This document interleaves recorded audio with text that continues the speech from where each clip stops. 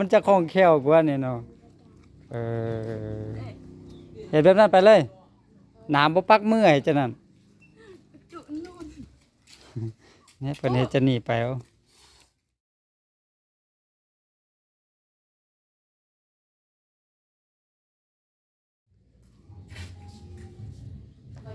สบายดีเด้อพ่อแม่พี่น้องยินดีต้อนรับทุกท่านเนาะบ่ว่าจะอยู่ใน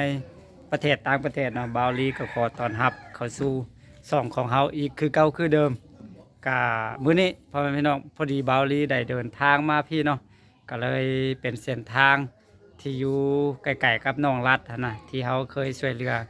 ไว้ก่อนหน้านี้หลายครั้งหลายที่เนาะบ่ว่าจะเป็นการซื้อเครื่องซื้อของหรือว่าพาน้องไปโรงหมอ อีกอย่างต่างๆกับพาไปเนาะหลายหม่องหลายที่วันนี้ก็มีโอกาสได้เข้ามาก็เลยจะมาเยี่ยมยามทำข่าวเนาะให้กับพ่อแม่พี่น้องได้รับชมน้ำกันพ่อแม่พี่น้องเนาะก็นี่แหละเดี๋ยวจะให้เบิ้งน้ำกันเนาะเนาะถ้าหากว่าหลายท่านเคยติดตามเนาะก็น่าจะหู้ดีเนาะว่าบอนนี่แมนบอนใดเนาะก็นี่เลยเนาะเพื่อนของน้องรัฐพ่อแม่พี่น้อง เนาะก็จะมีล้อมีรางอย่างต่างๆพ่อแม่พี่น้องแต่ว่าทางขึ้นมานี่โอ้ดีแล้วเนาะก็คือเทสีมังเนาะขึ้นมานี่เมื่อก่อนหันเฮามายังเป็นดินอยู่เนาะเป็นดินเป็นขี้ตมนั่นแหละขึ้นมายากพอสมควรแต่ตอนนี้ก็คือเพิ่นเทแบบนี้เนาะ อันนี้เป็นล้อที่ผู้ใหญ่ใจะบุญซื้อให้เนาะล้อเคนอ่าผู้ใหญ่ใจะบุญซื้อให้ตั้งแต่ตอนเฮามาช่วยเรือทำอิฐพุ่นเนาะบ่ฮู้ว่ายังใส่การได้หรือบ่เพราะว่ามันก็หลายปีแล้วประมาณฮอดละบ่2-3 ปีน่าจะได้3 ปีเนาะพ่อแม่พี่น้อง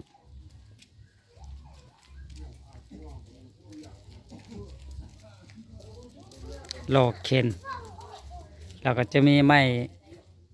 ม้ค้ำเนาะ หลายอันพ่อแม่พี่น้องที่เขาซื้อให้เพิ่นอ่าเถอะโอ้เพื่อนเพิ่นเปิดประตูไว้อยู่ทั้งเทิงกันยังเป็นฝาไม้เหี้ยคือเก่าเนาะเป็นเฮือน2 ชั้นทั้งเทิงเป็นฝาไม้เหี้ย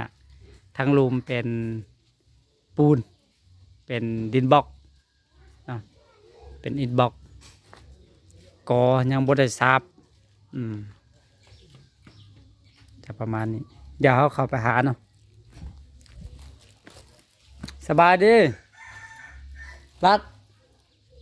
รัด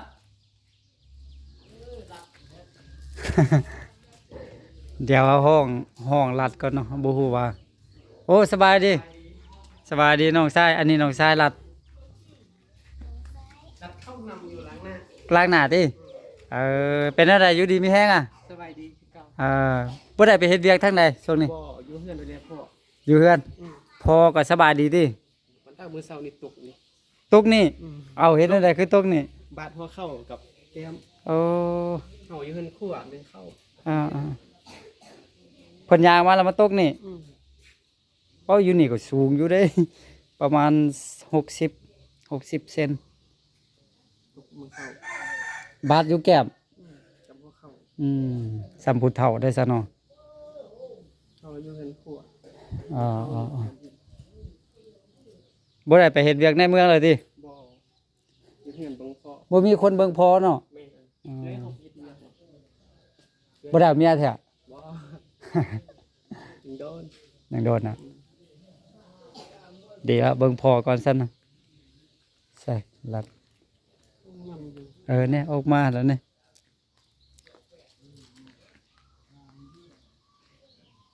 ป้าโถพุ่นใส่แม่ค้ำ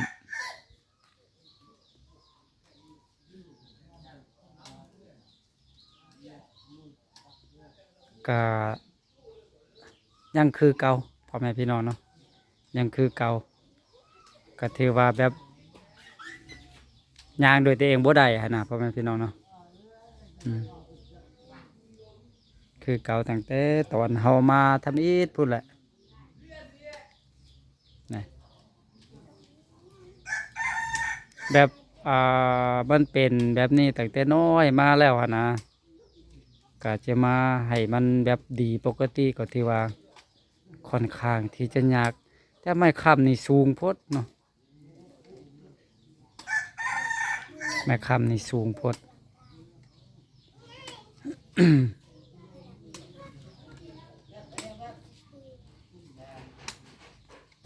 แต่ก็ยังใครพอไปได้พี่มานั่งพี่มา มานั่งพี่โอ้บ่เห็นบักโดนๆพ่อแม่พี่น้องเอ้ยปีปลายอาจจะได้ปีปลายบ่ได้มา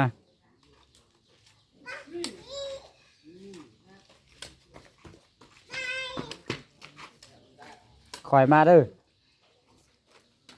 เนาะก็เบิ่งนำกันพ่อแม่พี่น้องเนาะขึ้นได้บ่ได้อยู่นางอยู่นี่ลัด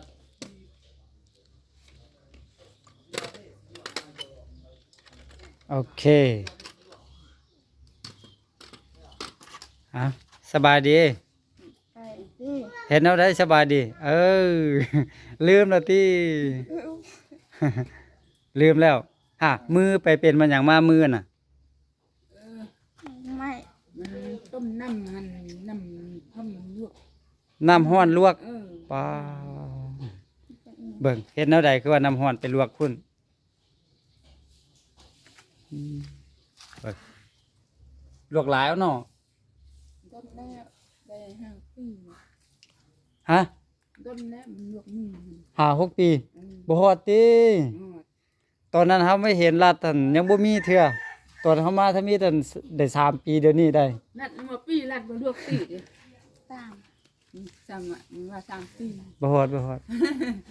บ่ฮอดแน่นอนรับประกันเลยประมาณปีหนึงนี่แหละ มันเตี้ย เพราะว่าเฮาไม่เห็นลาดท่านตั้งแต่เห็นจนเท่าเดี๋ยวนี้3 ปีแล้วปีแล้วเฮาก็ยังมาอยู่ แต่ปีนี้คือบ่ได้มาน่ะแม่น่ะ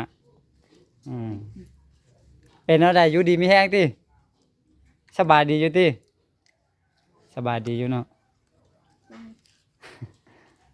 บ่ได้ไปซอกหนอล่ะ ไป ไปยังไปอยู่ ซอกนอกซิมือก็หัน ป้าโถ พื้นหัน เอามีดนำขึ้นไปฟอก เอ็ดซอก น้ มันกิน อืม เพราะว่า เดี๋ยวมาหน่อยหน่อย น้อยเอาหนอยามนี้จิใหญ่เอาบ่แม่นบ่แม่นเนาะมันมีฝนมีหยังเด้สิมีหนอหลายเอาบ่มี มี เอาบ่สร้างซอกได้ มีดนอนหน่อย บ่สร้างซอกนี้ได้นอนน้อยเอากินข้าวละยังเทื่อตอนนี้หาจักโมงประมาณ7 โมงปลายเนาะยังบ่ได้กินข้าวเช้าแท้เนาะหากะตื่นนอน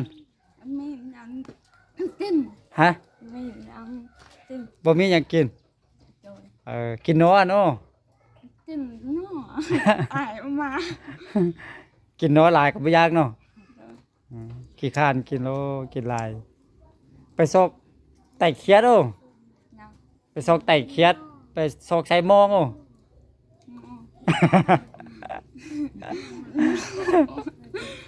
ไปซอกใส่มองใส่ย้อนมันเนาะ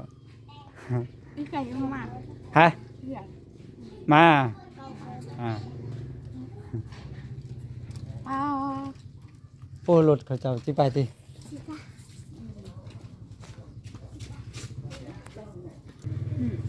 ตะกี้คิดว่ารถเขาเจ้าจะมาลำไยนี่ปลูกเองอะลำไยนี่ปลูกเอง ไปซื้อ อยู่เขาชื่อตลาด ไปซื้อมาดิคิดว่าปลูกเองใช่เนาะ ก็เขาชื่อตลาดน่ะ เออ เอาเถอะ ป้ามื้อนี้ก็มีฝนย้อยๆอยู่เนาะ มันเศร้าอันพ่อมันหันมันก็ตกหัน ก็ว่ามันเฮ็ดแนวได้ว่ามาตกอยู่นี่ มันย่างมันมีแห้งเนี่ยมันเท่ามันวิ่นหัวเจ็บหัว อ๋อ มันย่างอยู่บ่ฮู้มันตกหัน เนาะ กระเจ้า บ่แม่นตื่นมาแต่ดึกมันมืดติ บอกว่ามันใช่แล้วมันแจ้งแล้วมันลงมาหันมันว่าสิ อืม ไปถ่ายบ่ฮู้ รัดคือบ่เบิ่งพอเด้ เก็บอยู่นี่มันบาท พอตกอยู่นี่น้องก็ฮู้ฮู้คือบ่เอาพอลงมา แบบเรายังว่าเรียน เก่าหัวเลย ยังว่าเรียนเด่นเนอะ เตยจับ ก็ฮู้ดีรักพอตกอ่ะ บ่ทินตะ บ่ยาเลยบ่เอามาแล้วเพิ่นบ่สบายเด้บ่เป็นหยังเดี๋ยวนี้นอนอยู่หั่นตินอนอยู่เทิงโอ้ขึ้นโล่งก็ยากตืมอยู่เทิงพุ่นเนาะเขาอันนี้บ่อยู่เฮือนน่ะ โอ้ ฮะ บ่ บ่อยู่ไปใส่ มาได้ก็มา โอ้ไปให้ซื้อเพิ่นมันซื้อมันหยังว่าเขาลืมเนาะอันนี้เจ้าของเฮือนหลังนี้น่ะฮะบ่ตัวนี้นี่น่ะ อันนี้อันเฮือนแม่ค่ะ เงินแม่เจ้าซื้อหยัง เงินแม่อันหนึงผัวค่ะ อันละซื้อหยัง อันชื่อมันแม่ไม่แว่นกัน บ่ละมันมีผู้หญิงผู้หนึงอยู่น่ะมันเอื้อยเจ้าติ เอาบ่มีเอื้อยเอา ผู้ เป็นลูกเพื่ออัน ผู้ตุ้ยหน่อยนึงนะ อันนั้นแม่แม่ ซื้อเพิ่นซื้อหยัง ชื่อจัน แม่นละเอื้อยจันทร์เอื้อยจันทร์เอื้อยจันทร์แม่นละลาวไปให้ติ บ่อยู่เฮือน อยู่เฮือนเอื้อยจันทร์อยู่หั่น นอนนอน โอ้ นอนบ่ตื่นเถื่อเฮามาเช้าโพดเนาะขนาดรัดก็ยังบ่ตื่นเถื่อมันน่ะ เมื่อยไปบอกหนอ ไปปอกนอไปไกลบ่ได้หลายอ่ะ ได้ ได้เต็มทุ่งอืม เมื่อยแต่ว่า เมื่อยแต่ว่า เมื่อยโอ้ไปซอกนอไปไกลเนี่ยขนาดคนดีๆย่างไปยังเมื่อย อันนี้น้องเฮ็ดจะได้ไป นะ ค้านไปมั้ยน่ะ จ้างหนูไป ค้านไปเลย ไปชอบนอกชอบพื้นหั่นก็เป็ดตลอด อืม ไปมึง น้ำบ่ปักมืออ่ะค้านไป ใช่ บ่ปัก นี่ โอ้ ปักหมด เบิ่งลองอาบมา2มือเบิ่งโอ้ห้อยบาทแล้วเนี่ยนี่ๆห้อยอัน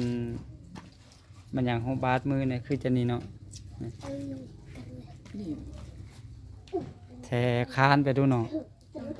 ดีแต่บ่มีน้ำใหญ่ปักมือหั่น หนัก ว่าดีแต่บ่มีน้ำปักมือถ้าน้ำปักมือนี่ไปบ่ได้แหละ ไป บ่ได้ลงเฮ็ดแนวใดไป เวลาไปเอานอนเนี่ย จ้างหนูไป ค้านไปค้านจะได้ จ้าง ฮะ นี่ เฮ็ดจังนั้นเฮ็ดจังนั้นไปได้โอ้มันจะคล่องแคล่วกว่านี่เนาะเฮ็ดแบบนั้นไปเลยน้ำบ่ปักมือให้จังนั้นเฮาย่านไปปลาแล้วน้ำสิปักมืออะนะ ปักหมด ปักแท้เนาะบ่เหลือแล้วพ่อแม่พี่น้องไปไหมไปนางพุ่นนะพุ่นไปนางบนเก่าพุ่น จุหมดจุนู่น เนี่ยเพิ่นเฮ็ดจะหนีไปเอาอืมแล้วหนอเอาไว้ใส่ใบหลังนี่ โดย เออ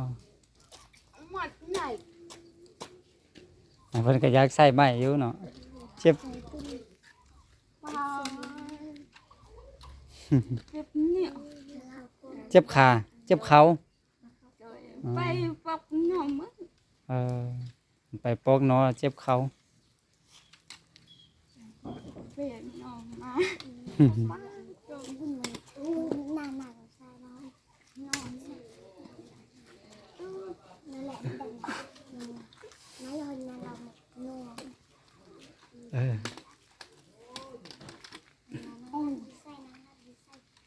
ฝนตก จอมปลอมจำปิมาก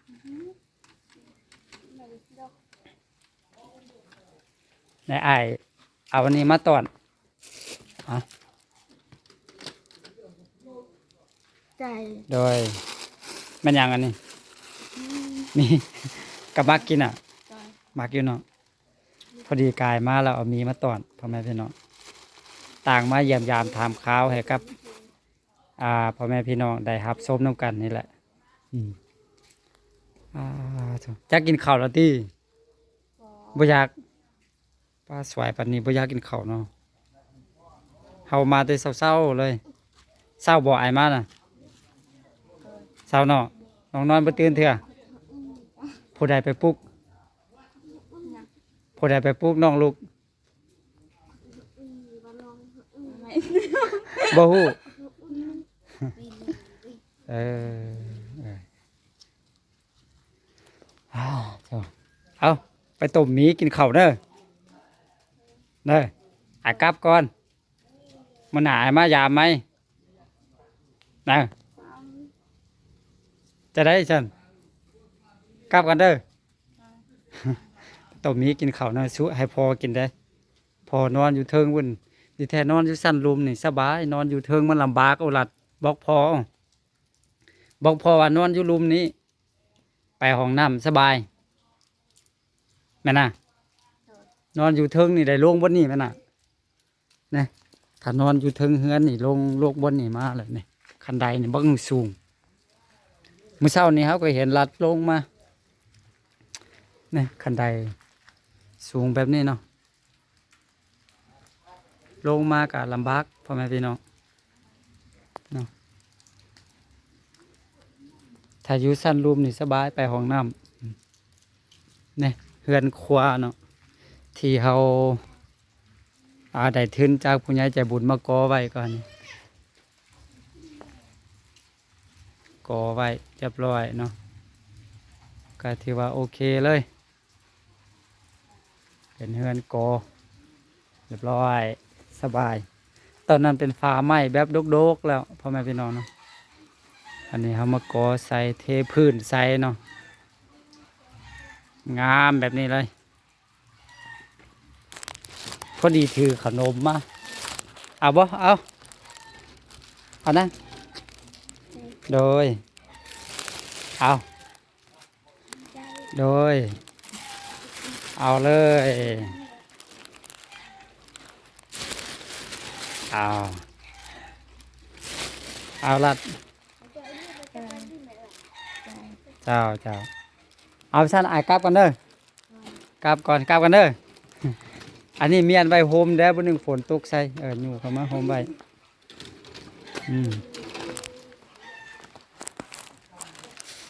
โอเคพ่อแม่พี่น้องก็คือ